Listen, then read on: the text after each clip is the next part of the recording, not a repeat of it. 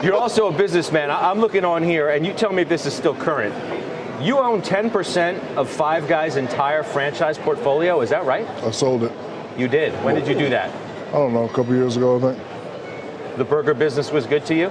Yes, very good, very good. I grew up being raised by a drill sergeant, and every time an athlete did something crazy, I would get in trouble for it.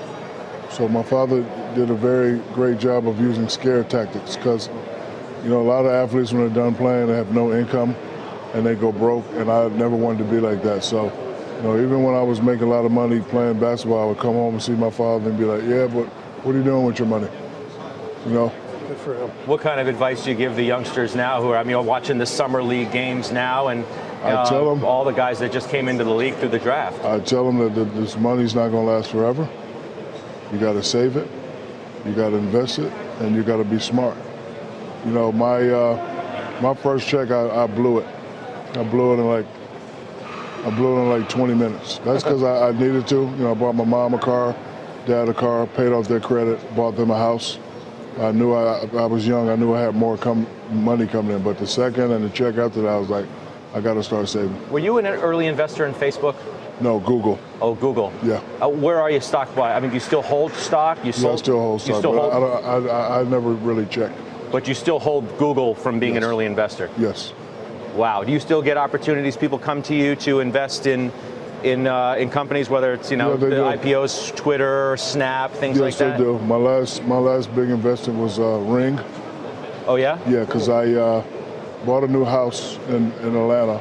And this is the first time I'm not being a spoiled brat and living in the community. So I live amongst. Oh, that's right. It's one of the commercials. People. I mentioned all the commercials. Yeah. I can't keep them straight. There's so many. So I live. I keep seeing with the little general guy. So I live amongst the people in the great town of McDonough, Georgia. So I called a security company. Hey, this Shaq, need some cameras. And of course, they knew it was me. They tried to charge me $80,000. So I'm not paying $80,000 for no cameras. So I went to Best Buy, saw the little Ring cameras. So when I went to CES in Vegas, I met the CEO, young fella, a guy by the name of Jamie, and said, I would like to invest. I would like to be a partner, and we just got acquired for a lot of money. Yeah, that's right. Yes, they did. Right. Thanks for stopping by and spending some time with us. So cool. That's a treat. We have a business meeting later. Yeah, we got a meeting later on, big dog. Thank you. Hey, and next time you guys kick a lady out of her seat, yeah, that was wrong. There's going to be some problems. Yeah, that's wrong. Here you go, young lady. You can have your seat back. Jack, thank you. It's too bad he's so